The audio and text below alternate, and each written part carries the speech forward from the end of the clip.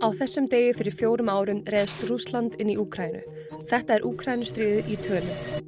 Stríðið í Úkraínu er það mannskæðasta í Evrópu frá lokum síðari heimsstyrjaldar.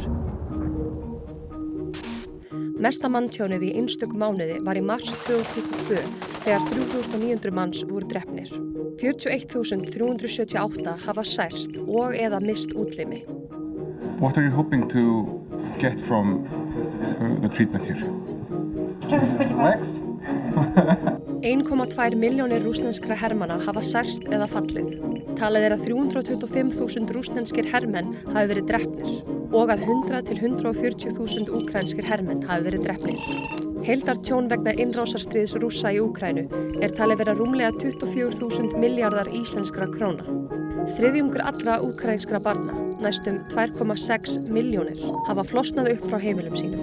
Yfir 790.000 er á vergangi innanlands og næstum 1,8 milljónir á landflótta. Við fjöllum ítarlega stríðið á vef okkar.